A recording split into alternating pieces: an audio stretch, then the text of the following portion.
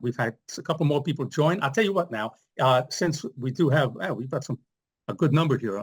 So in the interest of time, why don't we go ahead and begin? Um, Welcome, everybody, to Leadership Matters. My name is Les Stein, and I am the proud member of the Master of Science in Organizational Leadership faculty. I'm joined today by the program's other full-time faculty, Dr. Teresa Good, Dr. Nancy Paulushin, and Dr. Sriram Rajagopalan. Sriram will also be handling the technology for today's webinar. And please note the webinar will be recorded and available to you. And if you have any questions for our speaker, please use the chat box. We will address all questions after the presentation. I love the Lord of the Rings, and I feel you can see from my background, I think I'm a woodland elf. This is actually the state of Maine. The quote, "When all other lights go out," of course, comes from the Lord of the Rings. Because in times of struggle, I think we all need to find some North Star. And things feel very dark right now for a whole host of reasons. Here in the United States, certainly with a lot of volatility in terms of how things are funded. What research are we going to be able to conduct? How are universities impacted? But most importantly, how are our most vulnerable community members impacted by some of the changes that we're seeing? I think leadership points the way for us to navigate these challenges. So when it comes to homelessness, the question always, of course, is where do we start? Because it feels like such a large and intractable problem. Here in Maine, I'm always reminded when I come back across the state line, we have a sign at the state line, as most states do. And our sign at the state line says, "Maine, the way life should be." And I think we take a lot of pride in that sign. It makes us feel special and unique. We're separate and apart from the rest of the United States and the rest of the lower 48 in particular. And there's a tranquility that descends on Mainers when we come across the this Piscataqua Bridge. A second sign reads, "Welcome home," and I think we all feel it. The truth is, for most of us, the cold doesn't bother us, and it's that feeling of peace and tranquility that we find in Maine that really makes it a place that we all like to call home. But something has changed in Maine, just like it's been changing all across the US and across the world. I'm just going to very quickly share my presentation because I have a few little visuals to help orient us.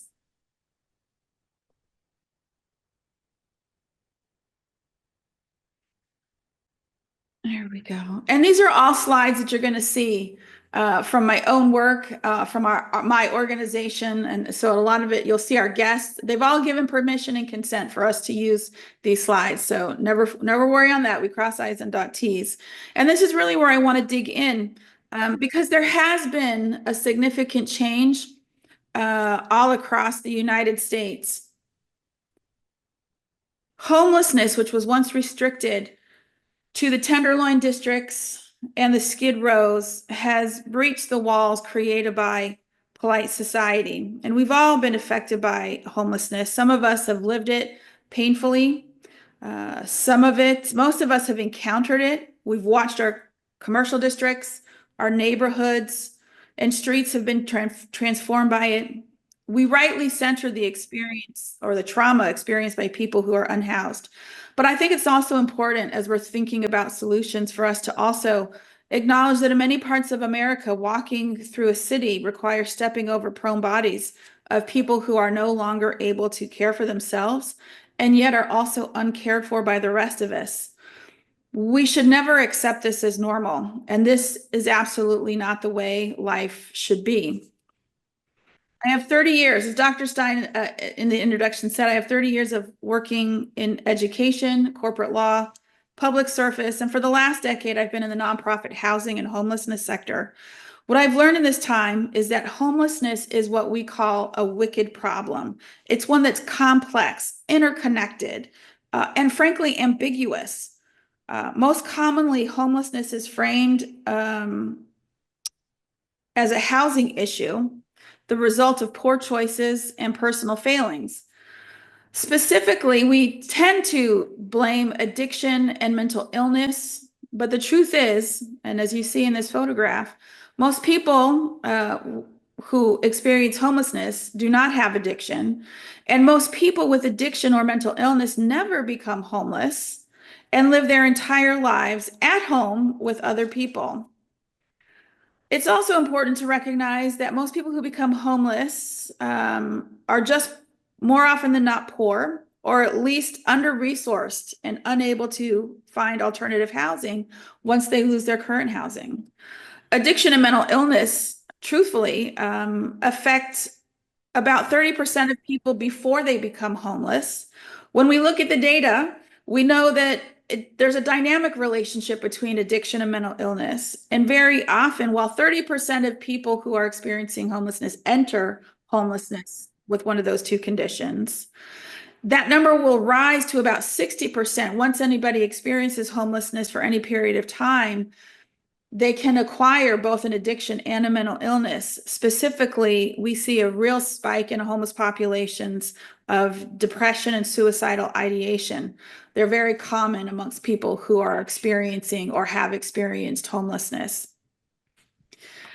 Recall too that in prior decades, we worried a lot about the quality of housing. I'm always asked about what are the causes of homelessness, and we start with addiction and mental illness, and I try to disabuse people of the idea that those are the causes of homelessness. Then we get into housing-focused issues. And one of the things I've been thinking about recently is quality of housing and how did we get here? And I'm going to talk a little bit more about what some more data says, but one of the things that often goes unrecognized is in previous decades, and by previous, I'm going back really to the mid 20th century, we focused a lot, frankly, on quality of housing. We didn't necessarily have a homelessness issue. We had a deeply entrenched poverty issue. And we see in the 1960s, the creation of the war on poverty.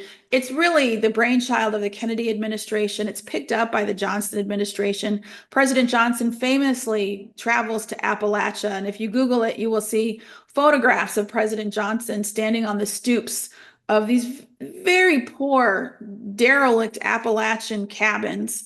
And so we really started focusing a lot on the quality of housing. Poor housing quality, of course, is associated with serious negative health outcomes, reduced life expectancy, and a lot of negative social and economic indicators. But research also suggests that when we improve housing quality standards, we also raise rents. It triggers displacement of people, and it's an underlying issue with relation to what's causing the rise in homelessness today. Poverty is the key underlying cause of homelessness, and she is a cruel and clever devil and will always collect her dues. So we focused on one problem 50, 60 years ago. In many respects, we have addressed that issue, but it has had unintended consequences. Increased rents, lower rental vacancy rates, and now we have a situation where the vast majority of poor people who used to be housed in very poor quality substandard housing, those same people are now ending up on our streets. Some have begun to suggest another cause of homelessness in the wake of the 2010 financial collapse. There's been a fundamental shift, a breaking of our housing market, an absolute, we call this the financialization of housing. It's such a global issue that the UN appointed a special rapporteur to investigate the issue. She issued a report in 2017. And one of the things we learned is that the housing market has changed dramatically in the last 50 years, becoming in many ways unrecognizable from where it had been. For example, did you know that 60% of global economic assets are in real estate, and that 75% of that pot is in the United States? Where a home was once a liquid asset that appreciated in value slowly, it's now a relatively liquid asset that can be refinanced from your couch, putting cash in your hand or your digital wallet before you can say, is there an app for that? The result of this increased liquidity has been a boon for the wealthy or for those old enough to have invested in housing before we saw this curve increase. And for the rest of us, it has seen the destabilization of our neighborhoods and a market that has put housing beyond the reach of millions of Americans. Now, at the start of any conversation on homelessness, we have to talk about data.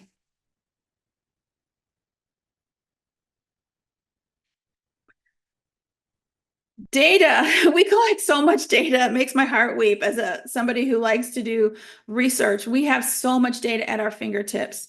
We have this thing called the homeless response system, which is centered around local continuums of care and a process called coordinated entry that works to allocate scarce housing resources like vouchers and permanent supportive housing in an equitable manner. This homeless response system collects and reams of data.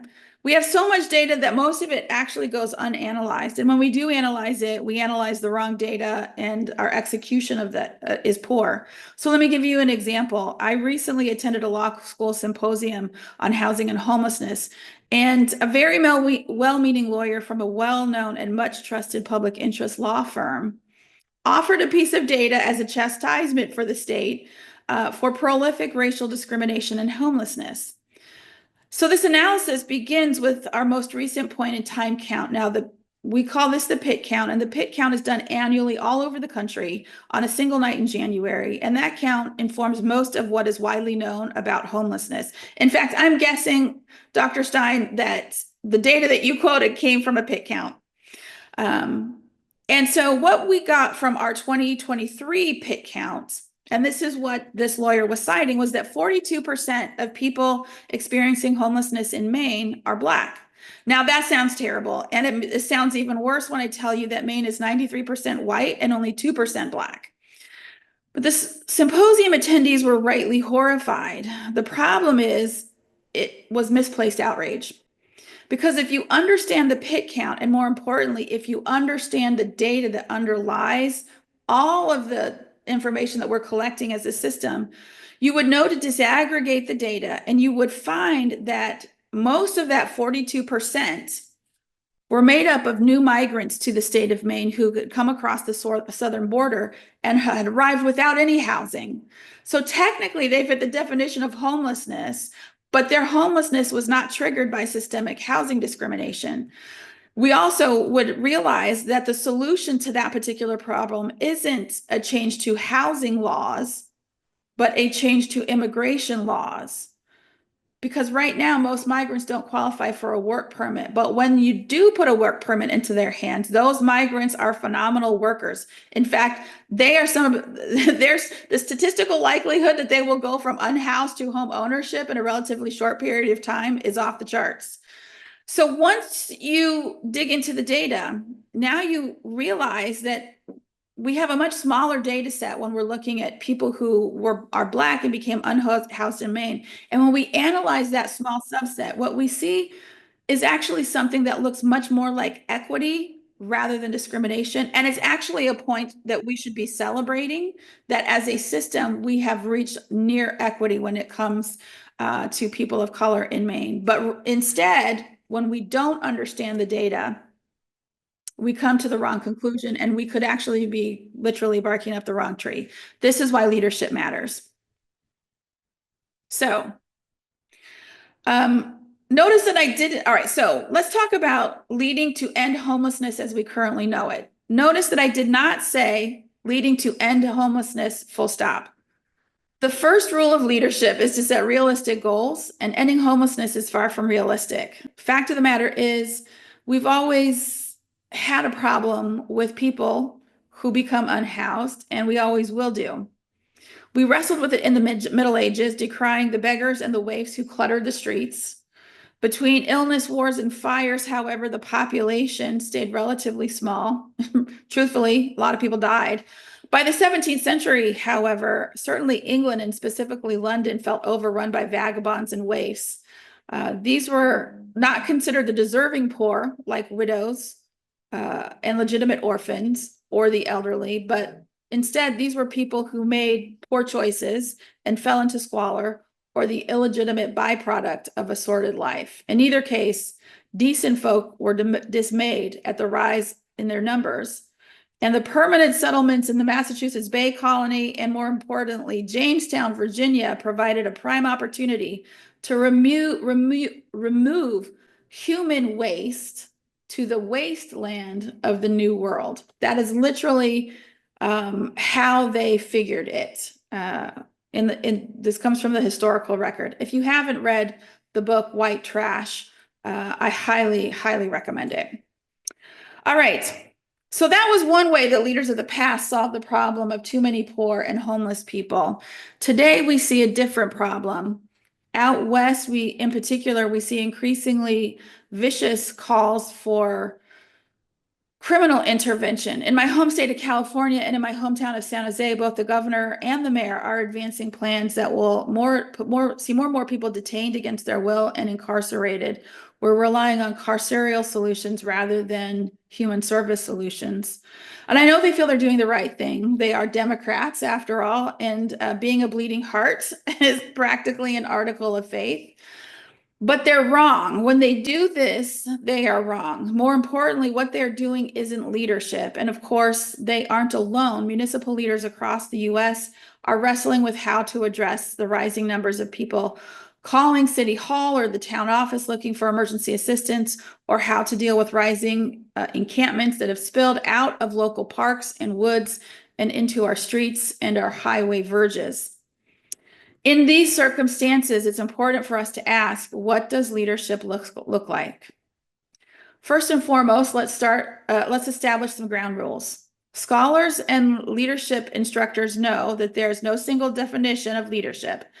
But according to the Lion of Leadership Studies, known as Peter Northouse, and my students are all going to be very happy that I've just cited him, leadership is a process that involves influence, it occurs in groups, and it involves common goals. So let's see how we better understand leadership, how leadership will help end homelessness as we currently know it.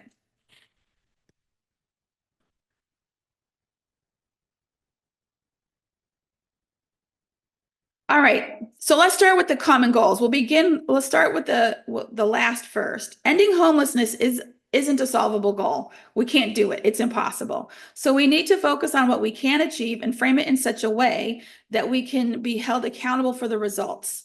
An organization called Community Solutions is dedicated to this kind of reframing. They actually encourage communities to strive for something called functional zero homelessness. This means that the number of people entering the homeless response system is less than or equal to the number of people exiting it to permanent housing, and that no one is in the homeless response system for more than 30 days. That's the goal. Sort of a balanced inflow and outflow, or more outflow than inflow, and 30 days or less. That's a target. We can frame it. We can now set metrics to assess how close we're getting to it. To put it another way, if you become homeless today, if we are following this goal, we will have you rehoused by June 15th. And if we see an uptick in the number of people experiencing homelessness, we'll add more resources to the system that can help us meet our 30-day target. Now, when we unpack this goal, we start to understand how complex it is. We need housing first for people who are chronically homeless. And we need more vouchers for most people who just need financial assistance. Some folks will argue we also need to fund addiction and treatment services, childcare, and access to healthcare. All of these are very important goals for us to achieve. It's true, but we have to fix, and we do have to fix all those problems. But at the end of the day, access to childcare doesn't prevent you stepping over someone in the street. It doesn't stop a person from panhandling outside of Trader Joe's, and it doesn't get the tent out from under the bypass. Housing resources do. Leaders stay focused. Leaders also tend to work in groups, all right? So the whole point of leadership is to get a group moving collectively in one single direction. So leaders require followers, and their leadership, importantly, is dynamic. It's a two-way influence process. Leaders shape and transform followers, and followers exert influence over leaders. So the first thing leaders need to do is create a vision that will inspire followers to join them in whatever quest has been set, whether that's building a slim but elegant handheld computer you can carry around in your pocket, something my middle school math teacher swore would never happen, but I now do. Or achieving functional zero homelessness. Telling people you're going to lock up the unhoused isn't leadership. First, locking people up isn't effective, and leaders, by definition, should be always evaluated on how effective they are at solving problems and meeting goals. Second, it's just throwing chum in the water. So locking people up attracts a few people for a short period of time. But those kind of people don't stick around for the long haul. Once the feeding frenzy is over, they go back and focus on something else. Leaders need followers who are going to stay when things get tough. In this regard, ending homelessness as we know it is as much a workforce issue as it is a clinical intervention. Leaders build capacity in their teams. Surprisingly, for all the billions of dollars spent on ending homelessness, I can tell you very little is allocated to building an effective workforce. In my personal experience leading a team of very high-performing staff, building workforce capacity is the key to engaging people in services. The same people Gavin Newsom said, and others are quick to accuse of being service resistant. When you have high-quality workforce, those people get engaged. They don't resist services. They don't have the correct workforce. Failure to invest in your followers is a failure of leadership. Let's talk a little bit about influence. Leadership involves influence. So this really is about accountability. And there are two key factors to discuss here. First, how do we utilize data to drive decisions, and ethics? Now, I'm going to hold off on ethics for just a second, and I want to start with the data. And again, using the example from earlier, using data incorrectly can lead to a rabbit warren from which it is difficult, if not impossible, to escape. Truthfully, the homeless services system requires people who don't just look at data on the side, but who are deeply and expertly trained in data analysis and visualization. So let me give you another example. Here in Maine, we've had historically high levels of sheltered homelessness. Well over 92% of Mainers experiencing homelessness have found help at one of our shelters. In fact, in some years, it's been almost 97%. The number is going down because the cost to operate shelter post-pandemic, like everything in this world, has gone up dramatically. We haven't had a raise in our federal or state funding, however, since 2016. So we're trying to function in 2025 with budgets that were financed in 2016. It's near impossible. 2 years ago, I came across a national study that laid out the cost to operate a shelter bed per night. It used 2015 data, and I calculated the consumer price index increase from up to 2023, and I came out with a figure of $100 per bed per night. We call this the per diem rate. My analysis fell on deaf ears, but also in 2023, Maine Housing, our state housing authority, hired an economist, a former academic, who conducted a shelter cost study for Maine using data collected from Maine shelters. Released earlier this year, the per diem cost came out to $102. So I felt vindicated. But more importantly, with that independent data in hand, we've been able to go to the legislature and really advocate for a funding bill that looks, in a state that has a diminishing budget and we're slashing funding everywhere, it looks like we have a really good shot at getting this particular bill passed because we had good data. Without that study, shelter operators were shouting into the void. Now, of course, leaders need to act on that data, and they need to ask really good questions. But importantly, and this is the key, they really need to follow the science. We're not particularly good in the homeless services sector, or frankly, in the political sphere, of following the science, and we need to get much better at that. So let's talk about the second element of influence, and its ethics. Whether or not good leadership has a moral component is something we will continue to debate. And I encourage all of my students to take my ethics class. And if you are studying for your Master of Science in Leadership, don't leave out the ethics class. It is the most important class you will take during your studies. What we know from decades of empirical research, nonetheless, is that followers are more effective when they feel a sense of psychological safety and when they feel their work is contributing rather than detracting from the public good. Ethical leadership inspires pro-social behavior, like upholding codes of ethics and compliance with regulations. Most importantly, we need ethics to help us figure out what we should and shouldn't be doing.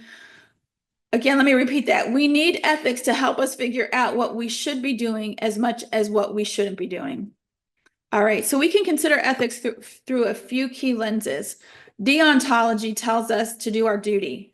Teleology tells us to pursue the greatest good for the greatest number. And when it comes to homelessness, figuring out what to do is often framed through a teleological lens. And it's one of the reasons why we see so many initiatives fail, quite frankly. Housing first, where subsidized housing and services are offered without preconditions, like sobriety or treatment for mental illness, is failing, not because it doesn't work. Again, nod to our Canadian brothers and sisters. They have done one of the most important randomized control studies in the world on housing first, and they've proven with more than 5,000 participants in the research that housing first works. But it fails because it does cost money, and it doesn't work fast if you haven't got the housing. People want their streets back, and they want them back now. And fundamentally, in most countries across the world, we simply stopped building in 2010, and we need to get back to building. That's how we see the greatest good for the greatest money. We know what resources we need, and we need leaders to convene those resources around that. When it comes to chronic homelessness, we need housing first, and we need leaders to resource it. Turning to my favorite element of ethics, the Greeks framed ethics around 4 key virtues. And I will tell you truthfully, this year, for my Lenten resolution, I tried to live my life according to the 4 virtues that the Greeks laid out for us. And these are prudence, courage, wisdom, and justice. I think we've abandoned Greek virtue ethics in part because, and I road tested it, it's very, very hard. Prudence, for example, is about moderation. Think Goldilocks and the 3 bears, not too hot, not too cold, but just right. This can be incredibly difficult to cultivate in a world that overflows with access to every vice and abundant opportunities for excessive indulgence. Today, there are few rules about anything: where to live, what to eat, how much to spend. Prudence teaches us to cultivate restraint. Don't arrest people because it's expedient. Don't sweep encampments because you can. Instead, cultivate relationships. Cultivate people with lived experience who can help broker access to services. And importantly, convene resources so that none of those things are necessary. That's leadership. Courage calls us to stand up and stay strong, especially in the moments when we long to sit down, roll over, and hide. Courage is doing what is right, even in the face of rejection, intimidation, and personal suffering. It asks us to determine our duty or what is right for our community and then work hard to achieve it. That's why so many of us fail at this thing called courage. We've been conditioned to believe that everything we want can be had on the cheap and with little effort. It doesn't take it. And we go back to housing first.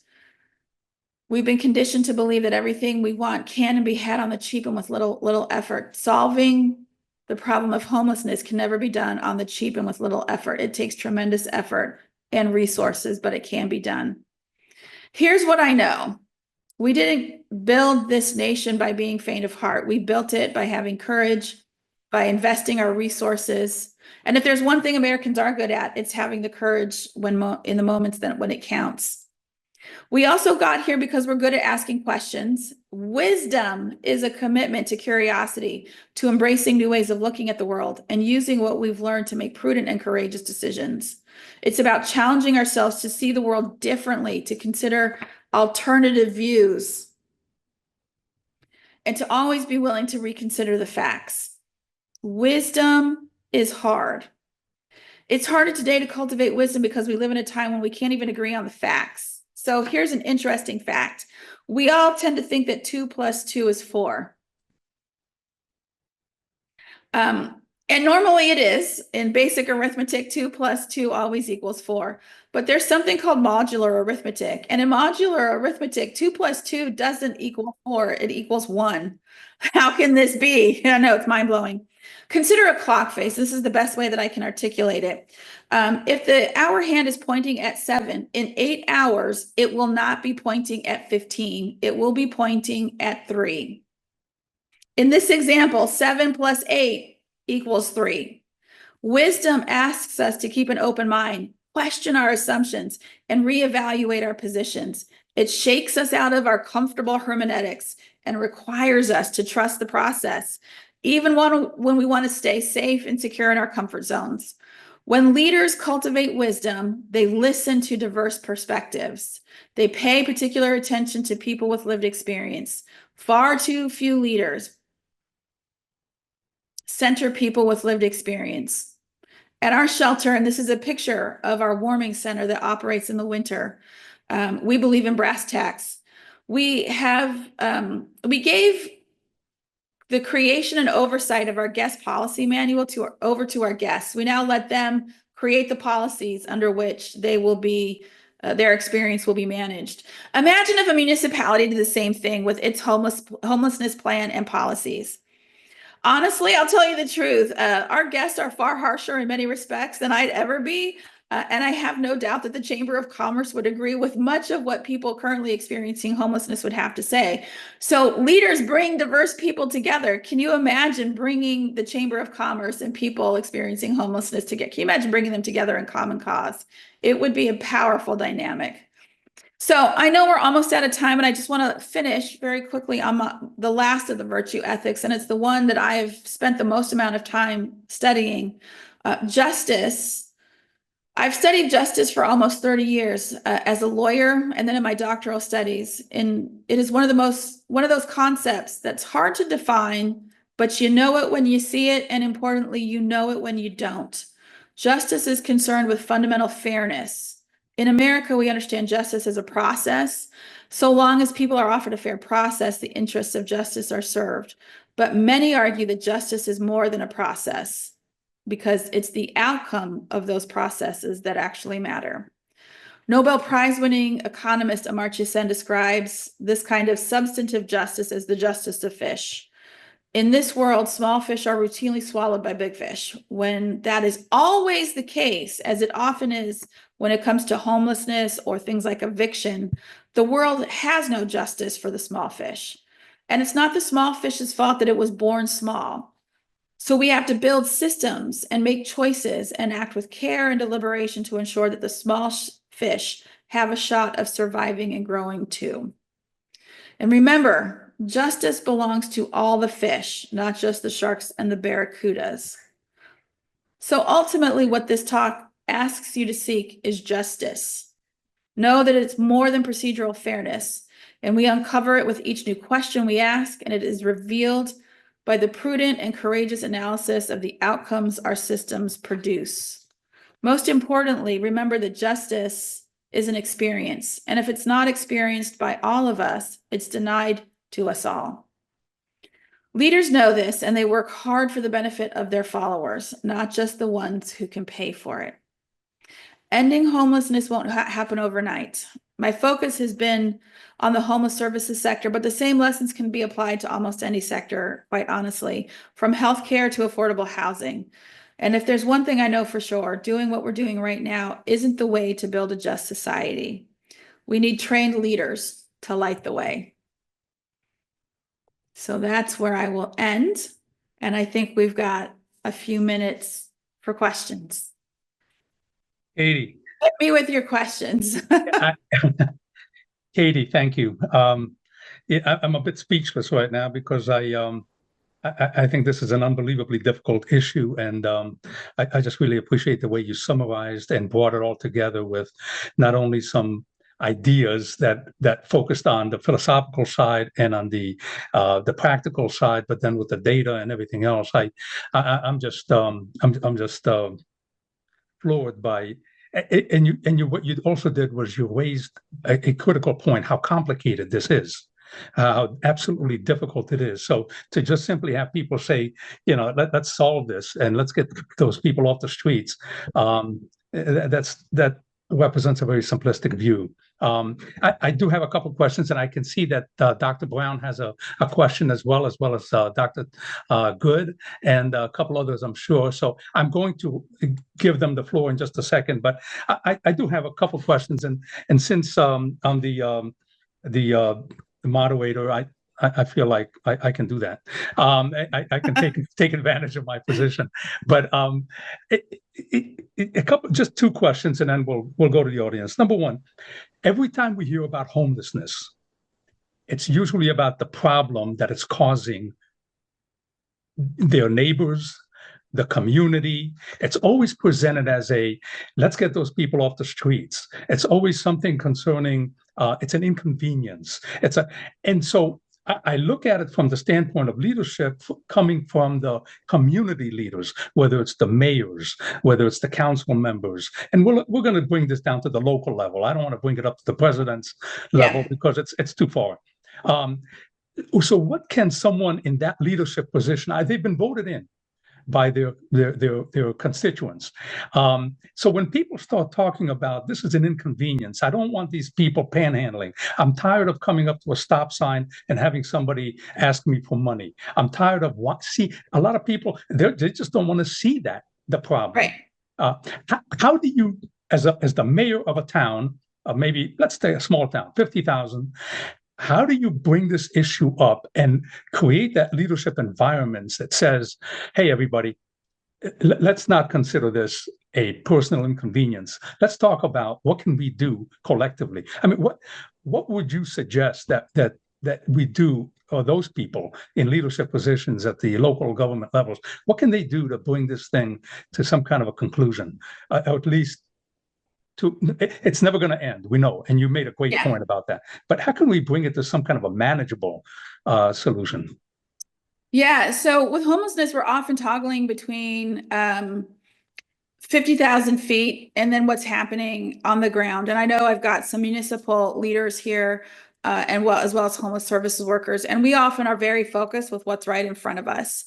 The truth is, nobody's coming to save anyone, right? When you're in municipal leadership, you have to figure out how to make the best you can of what you have.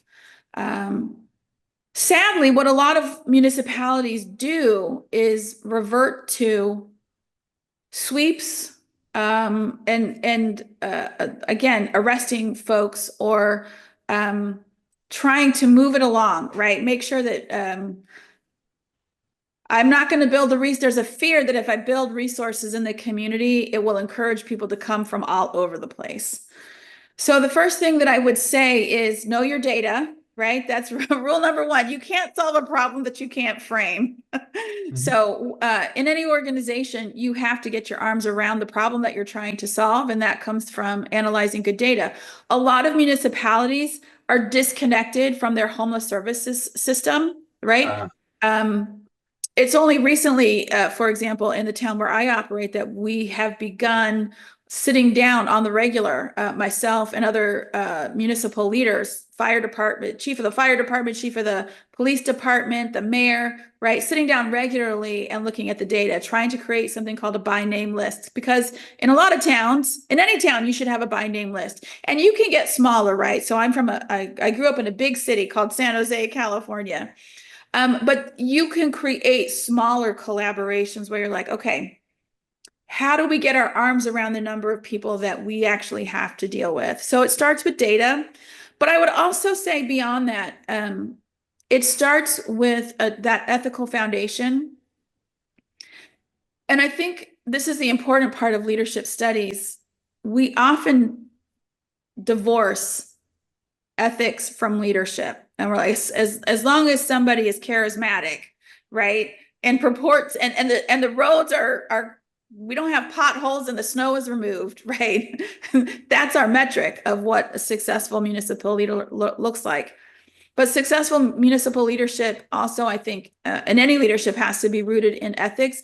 And ethics calls on us to define what we're willing to do, but more importantly, what we're not willing to do. Right. So even if we're framing a problem through a teleological lens, the greatest good for the greatest many, right? Are we willing to sacrifice? And by sacrifice, I mean, like, are we willing to kill 3 so that 300 can live, right? This is the classic Right. sacrifice the virgin to the dragon in the cave conundrum, right? I Right. think we have Right. to get to a point where we're willing to say, well, actually, there are things that are beyond the pale that we're not willing to do, even while we seek to do the greatest good for the greatest money. Once you've got that agreement in place, you've got your data, now you can start to move forward, framing solutions to a problem that you can actually quantify. But until you do those two things, I think local governments and local community members are going to struggle to figure out what to do. Thank you, Katie. I see a question from Dr. Brown. So, Dr. Brown, please. Thank you very much. Are you able to hear me? Yes. Okay, great. Thank you. This was awesome. I actually heard Katie say that solving the homeless problem cannot be done on the cheap. Am I quoting you correctly? That I would agree with that statement. Yes. Okay. So I was actually pleased to see your recent webinar on homeless because it resonated deeply with me with the work I'm currently leading with a collaboration with my pastor. Mm. Okay, in January of 2025, as we were approaching the church, there was a homeless man seeking financial assistance. Yep. And so when I went to the church, I asked the security what were they doing about, and they said, "Oh, we're just watching him." And then my pastor, then I went at the end of the service, I went to the pastor, and I said, "What are you aware of what's occurring? That this homeless man is approaching every member that's actually approaching the church." And Yeah. she said, shared that actually, she said, periodically we support him with monetary aid. And although I felt that was said well intentioned, I felt compelled to advocate for a more sustainable Yep. and systematic solution. So she told me, well, do you have any ideas? Go with it. Okay. And so I went back to her and I said, I have an idea because we are starting a mental health ministry. And I met a woman who is the clinical operations manager at the Boston Healthcare for Homeless program. Yep. And I reached out to her and I shared with her what had transpired because she was in church that Sunday. And so we have now designed developed what we call a local resource directory, and is designed to offer comprehensive guidance on a range of critical issues such as homelessness, domestic violence, mental health, Yep. addiction, etc. So, although I believe that our leadership thought that they were doing something that was sufficient, we've expanded this vision. And so we've created this directory that we're now going to be training all the leaders in the church with this directory. We create 23 copies of it Yeah. in a binder, and we're going to be training them on how to sit down with people who need help and where Yeah. to go, because many times I've learned a lot about homelessness, and I've learned that many times people don't know where they can get help. That's right. So thank you. This was awesome. Thank you. Yes. And I would say, I mean, the beauty. I didn't have time to say all the things that I would have loved to have said. One of the things that I didn't get a chance to talk about was the role of the faith community. Because they really are a moral compass. And I would say there are many things that the faith community can also do. In your work, you might also want to consider, I know I talked a little bit about workforce development and capacity building. The Yes. NAMI organization, NAMI, offers mental health first aid training, which can be really useful when you're engaging people who are street homeless. It really helps lower the anxiety for people who might be encountering somebody on the streets, because it gives you a language and a vocabulary for working with those folks. So keep up the work that you're doing, and there's more things that you guys can think about to help make what you're doing all the more effective. I also wanted to acknowledge Thank real you. quick in the chat, Randall Right. rightly reminded us, and specifically me, that America was not necessarily built on the virtue of courage. And I do want to acknowledge that homelessness specifically is really rooted in the racial history of this country. I can talk quite specifically about the data that we have in Maine, and I know quite intimately the work that we've been doing to address equity specifically in Maine, and I'm quite proud of that work, and my colleagues who are here should be proud of that work as well. That's not necessarily true across the United States, and people of color, but Black people specifically, are disproportionately impacted by homelessness, housing insecurity, poverty. And so I just wanted to acknowledge that as a really important part of the conversation. Thank you. Dr. Good, you had a question. Sure, and I have a question. I'm not sure if we have time for it, but one of the things I was really interested in learning more about is the shared governance process that you talked about and the importance of collaboration. And what does that look like in practice?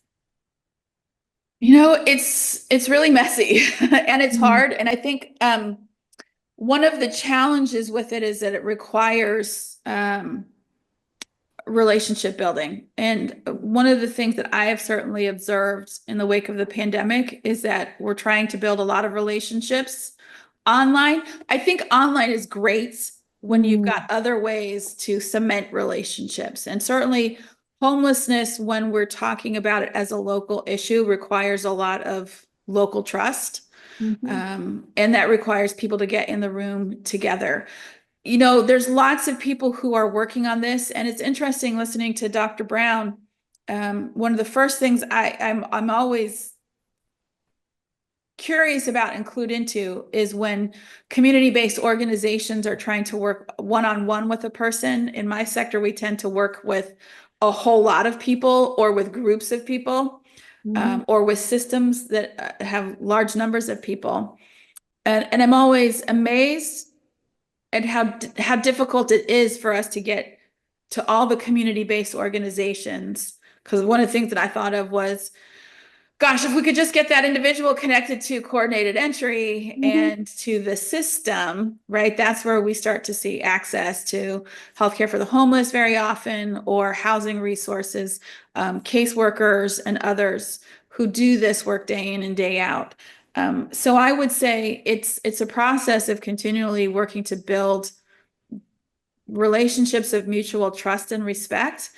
And that takes time. And again, I go back to workforce development and the role of leadership in workforce development. We've got a crisis in the nonprofit sector writ whole, but specifically writ large, but the homeless services sector specifically, where we're currently experiencing a lot of burnout. And when you've got that churn of employees in your homeless services agencies, it's really difficult both to build relationships with other colleagues and collaborators. But I would also say, because I'm very conscious of this service resistant myth that's out there, it can be difficult to continue to engage with an agency when you're on your third caseworker that year and you don't have any continuity, right? So that workforce development aspect of it is important just for organizational health, but also in terms of system level response, or individual level response, I should say. Oh, great. Thank you. I know we're going to run out of time, and maybe we can just stretch it for another minute or so, because this is an issue that we just can't put a time limit on. But for those who have to leave, obviously, but we won't extend it too far. But I do want to point out a couple of things. Number one, we have a gentleman with us here who mentioned in the chat, Mr. Brown, that I'm currently a homeless and pursuing a doctorate in ethical leadership. And I find it fascinating that, when we talk about this issue, we talk about the numbers and the chances of meeting someone. And here we are in a discussion like this, and someone in our group is in that situation. And I think it's just very, just very interesting to see how pervasive this issue really is, how absolutely across the spectrum we see it in all walks of life. And it's just, Katie, one final question, I guess. My daughter, who I think is present and visiting with us right now and listening in, but my daughter has been involved in a community group that talked about trying to develop housing, affordable housing, housing that, that the community can build in order to try to help the homeless, and with criteria and established parameters and things that they could do. But the point is that this was developed by the community people. It wasn't by the mayor. It wasn't by the council members. So my question to you is, how important is it that, given that this is a leadership issue, rather than looking for the positional power and leadership of, rather than the mayor and the council members and all the people, the governor and all the, is this something that maybe, as my daughter has experienced and been a part of, and she's a very kind and giving person, and you were mentioning faith-based in response to Dr. Brown's, the faith groups coming together. What if the community rises to this occasion? And what if they collectively say, we need to solve this? And groups like the ones my daughter was involved with, what if they do this? Is there any way to kind of encourage that and push that to the forefront? What do you think?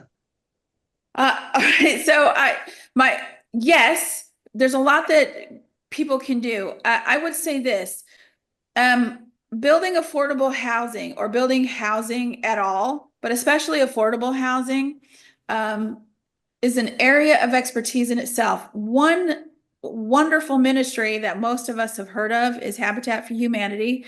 It is a Christian ministry that is focused on developing simple, decent, and affordable housing, home ownership opportunities.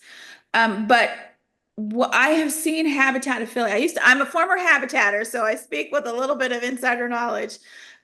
When deployed well, it can really transform communities, because it can target people in public housing for home ownership. And when those units become vacant, then suddenly you can bring in people who are experiencing homelessness and get them into the public housing. So I think one is to look for the experts in your community, right? Don't try to reinvent the wheel. If you have an idea, test it out with folks who have been in this arena for a while. There's also affordable housing developers besides the Habitat for Humanity program, and you will be able to find them in your community. Pick their brain. If you have a state housing authority or a state economic development agency here in Maine, it's Maine Housing. One of my colleagues from Maine Housing is here. They are also wonderful people to tap to help give you information. So I would say, find out who the experts are in this area in your community, and then don't stop until you get it done. I will say, I don't have another meeting lined up, so I can hang out for a few more minutes. I want people to feel like they can get their questions answered. Yeah, and I think there was at least one more question. Yes, there was, and it was Natalie. Oh, great. And Natalie Bowers, and I need Natalie Bowers. She works with us, and she supports us tremendously. So I'm not going to let this one go. Natalie, go. Thank you, Les, and thank you for having this conversation.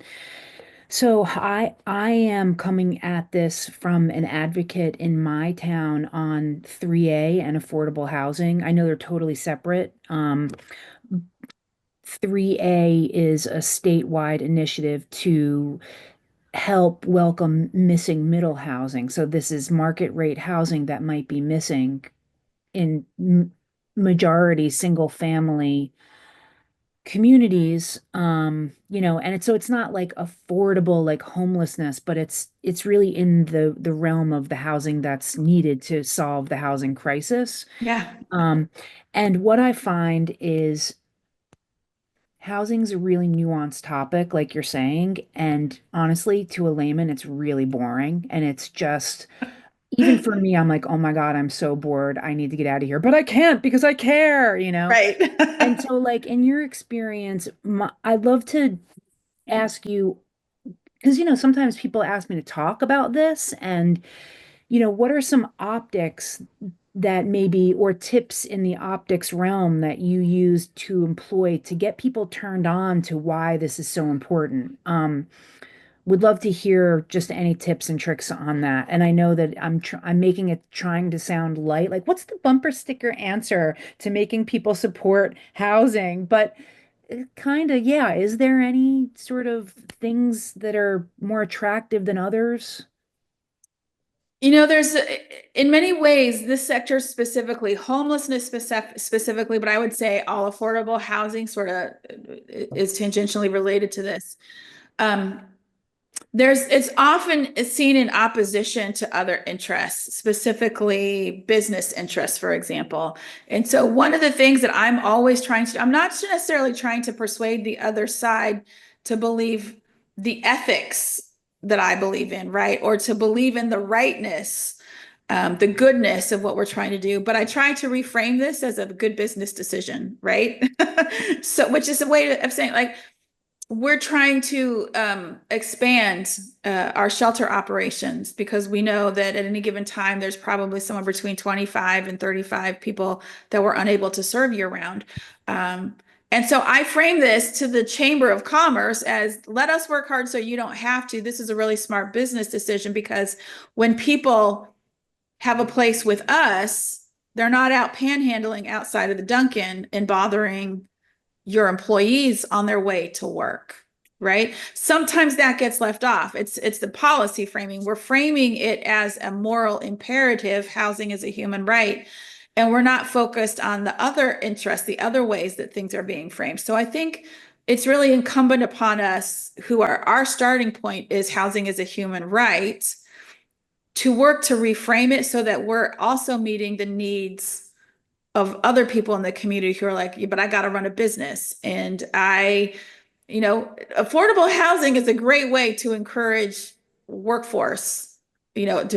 Most communities are struggling. Well, certainly in Maine, we're all struggling because we can't.